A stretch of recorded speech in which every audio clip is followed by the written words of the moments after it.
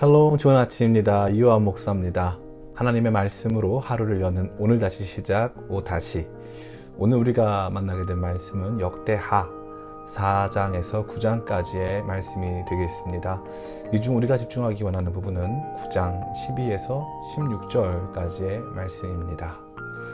밤에 여호와께서 솔로몬에게 나타나사 그에게 이르시되 내가 이미 내 기도를 듣고 이곳을 택하여 내게 제사하는 성전을 삼았으니 혹 내가 하늘을 닫고 비를 내리지 아니하거나 혹 메뚜기들에게 토산을 먹게 하거나 혹 전염병이 내 백성 가운데 유행하게 할 때에 내 이름으로 일컫는 내 백성이 그들의 악한 길에서 떠나 스스로 낮추고 기도하여 내 얼굴을 찾으면 내가 하늘에서 듣고 그들의 죄를 사하고 그들의 땅을 고칠지라.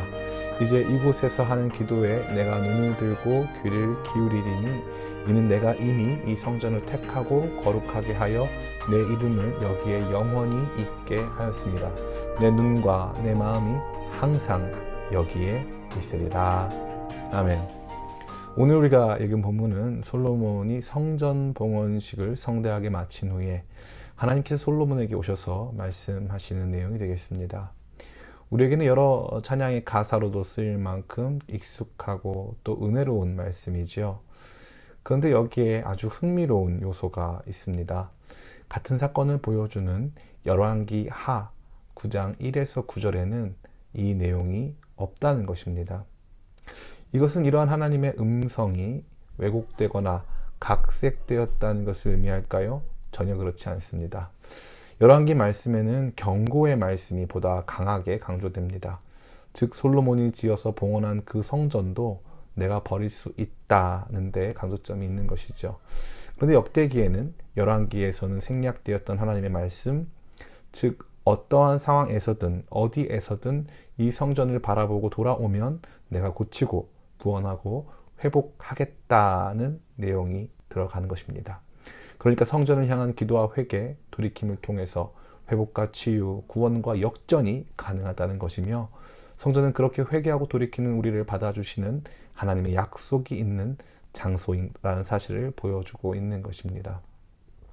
이러한 강조점은 아마도 이제 바벨론 포로기를 지나 다시 돌아온 이스라엘 백성에게 설명하고자 하는 의도가 매우 강한 듯합니다. 우리가 이 성전을 향하여 기도하고 회개하였더니 하나님께서 우리를 바벨론에서 돌아오게 하셨으니 다시 우리가 성전을 짓고 어떠한 상황 속에서도 늘 이 성전의 약속을 기억하고 이곳을 향하여 기도하며 회개하자는 메시지인 것이죠. 자, 이 같은 말씀이 오늘을 사는 우리에게 주는 메시지는 무엇일까요? 그것은 바로 우리도 참 성전 되시는 예수님을 바라보며 회개할 때 놀라운 치유와 회복, 구원과 역전이 가능하다는 것입니다.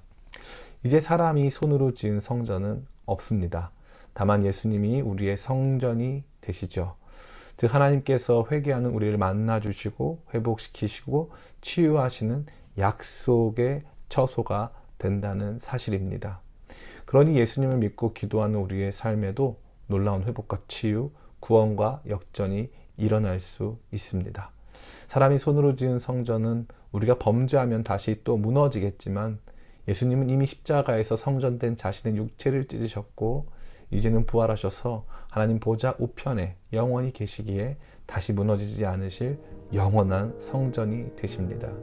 이 예수님을 굳게 붙잡고 절망과 좌절, 실패와 아픔 속에서도 그 예수님을 바라보며 회개하고 기도함으로 변화와 회복의 능력을 체험하는 우리가 되기를 간절히 원합니다. 오늘 다시 시작 다시